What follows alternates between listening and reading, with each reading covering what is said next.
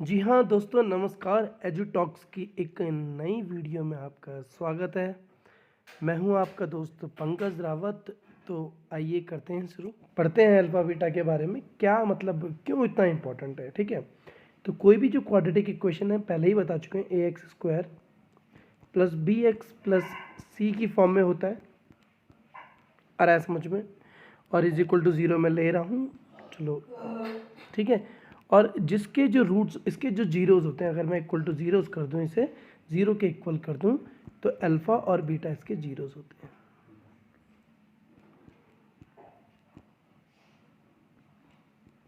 Clear?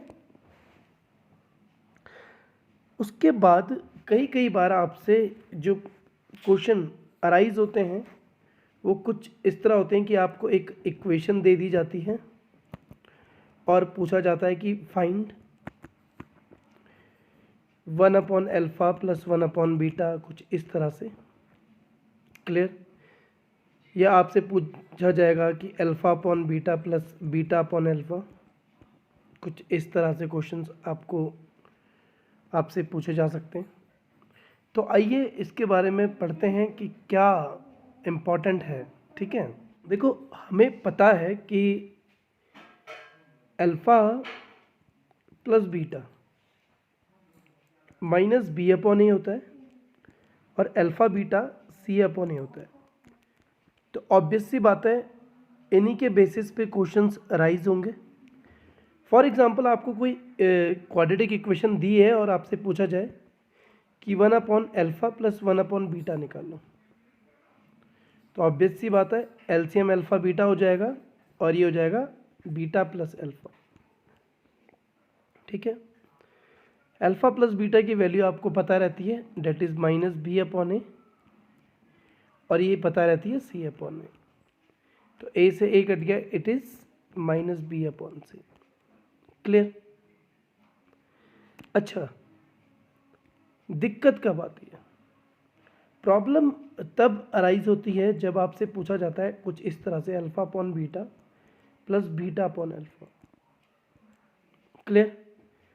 जब इसे आप सॉल्व करते हो तो अल्फ़ा बीटा तो एलसीएम आ जाता है, उसके बाद ये आ जाता है alpha square plus beta square. Alpha beta तो आपको पता है सी अपॉन ए होता है, लेकिन alpha square plus beta square आपको नहीं पता।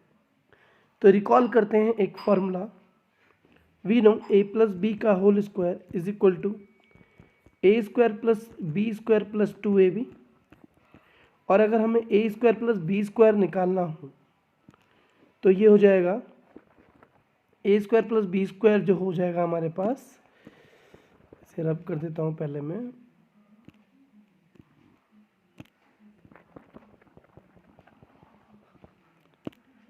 देखो A square plus B square plus 2ab is equal to होता है ए प्लस बी का होल स्क्वायर।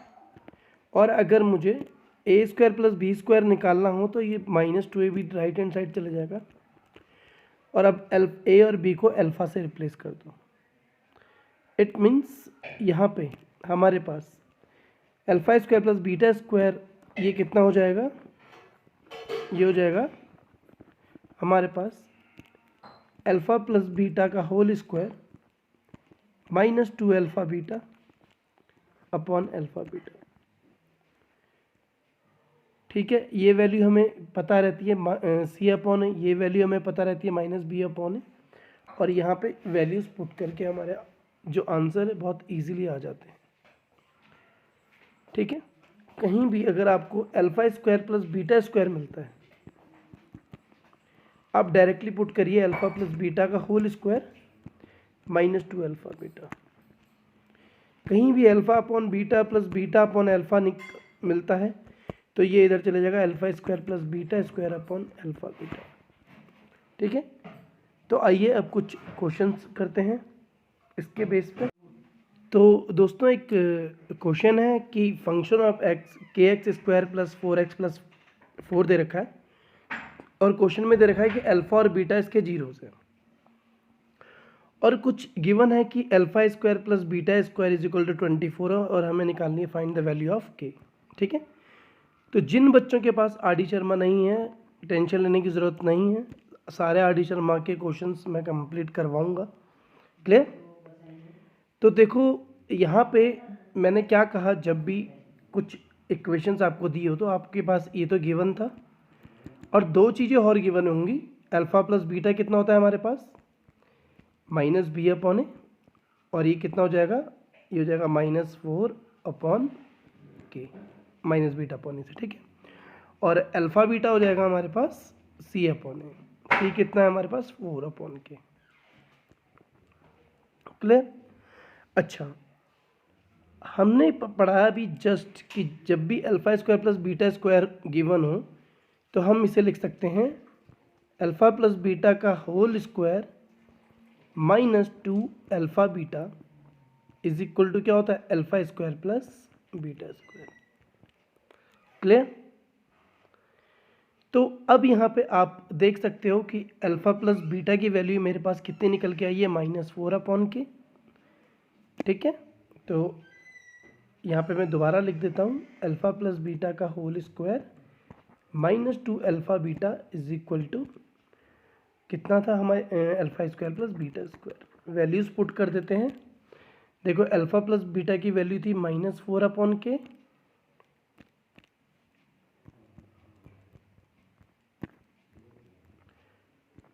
टू, और अल्फ़ा बीटा की वैल्यू कितनी थी बेटा, 4 अपॉन के।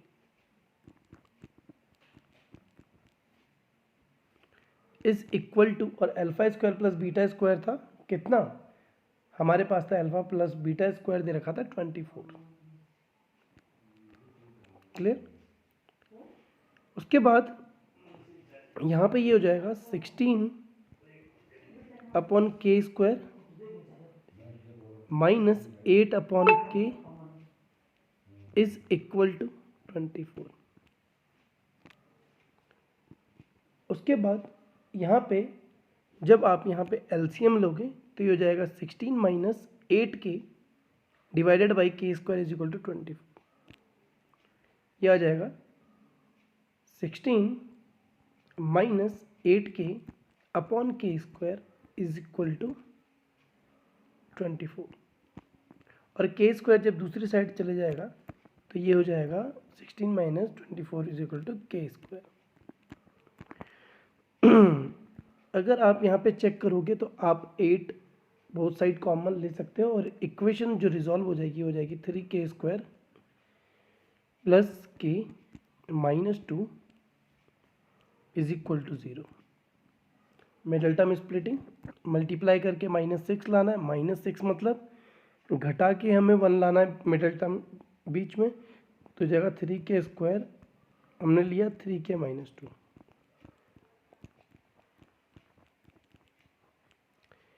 3k कॉमन लिया तो अंदर k + 1 बचा, यहाँ -2 कॉमन आया तो अंदर k + 1 बचा, तो हमारी k की वैल्यू आ गई 3k -2 और ये आ गई k + 1।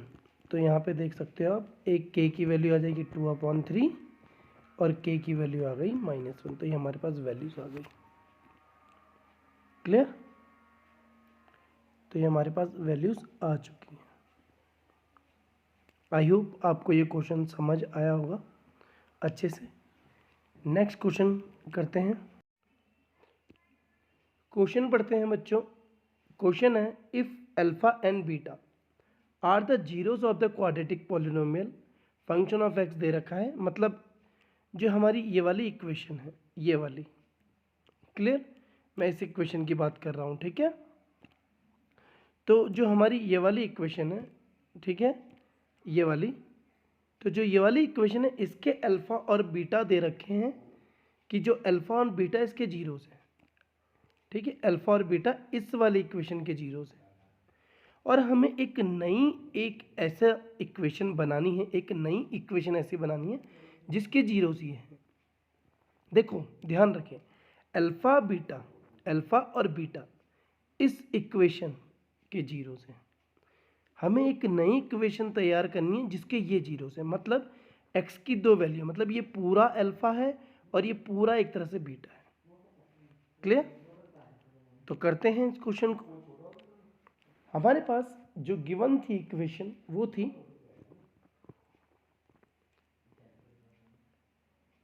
2x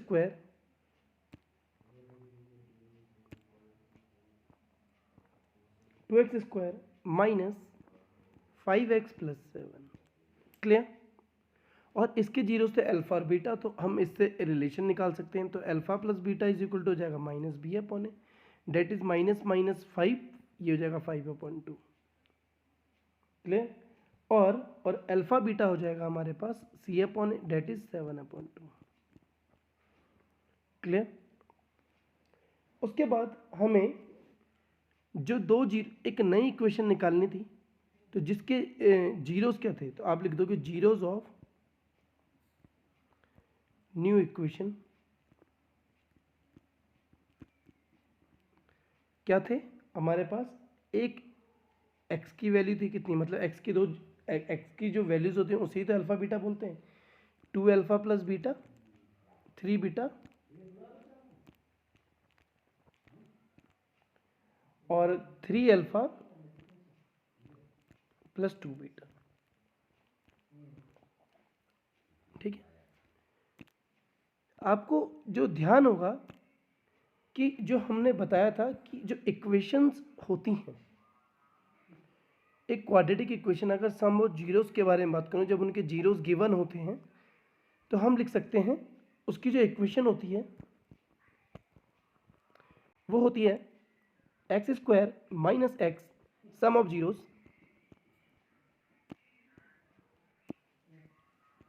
plus product of zeros.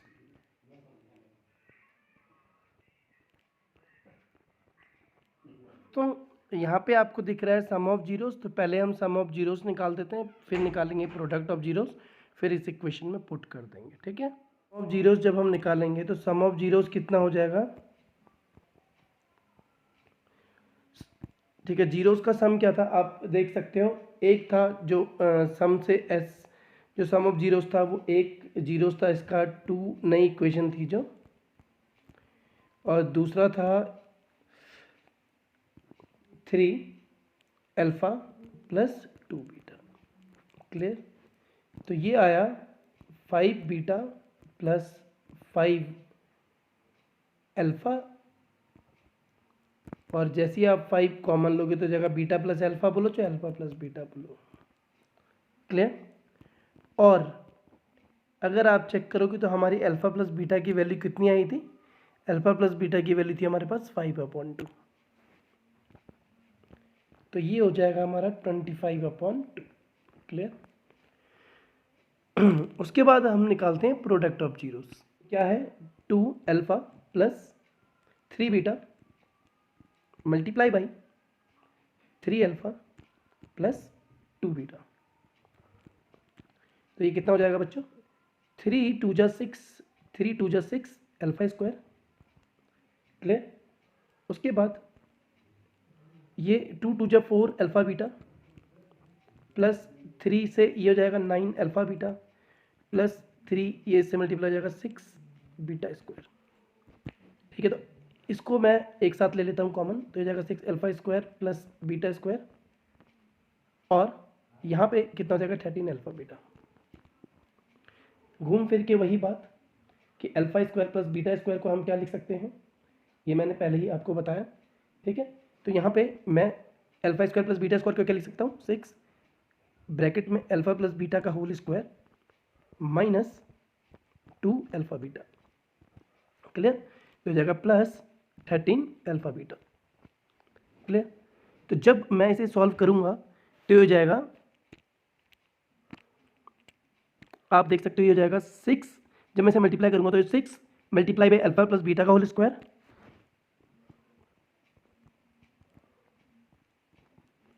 Clear. उसके बाद minus 12 alpha beta, minus 12 alpha beta plus 13 alpha beta, और ये हमें मिल जाएगा कितना, 6 अल्फा प्लस बीटा का whole square plus 13 minus 12 alpha beta. और अल्फा प्लस बीटा की वैल्यू कितनी थी हमारे पास, 5/2, तो हो जाएगा 6 5/2 का होल स्क्वायर प्लस और अल्फा बीटा था हमारे पास कितना 7/2। सॉल्व करके ये जब टोटल करोगे आप ये हो जाएगा 41। क्लियर। तो अब चेक करते हैं हमारे पास अल्फा प्लस बीटा, देखो सम ऑफ जीरोस आया कितना 25/2, जबकि हमारे पास प्रोडक्ट ऑफ जीरोस आया 41।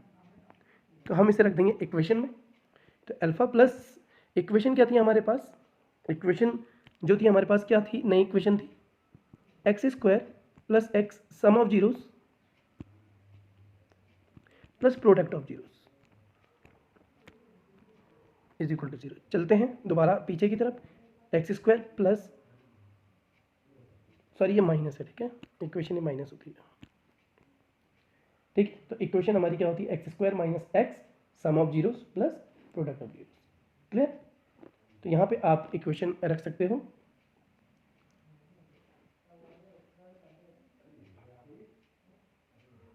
तो जगह x² minus x what is sum of zeros we have, sum of zeros हमारे पास आया था, चेक करते हैं कि कितना 25/2, ठीक है,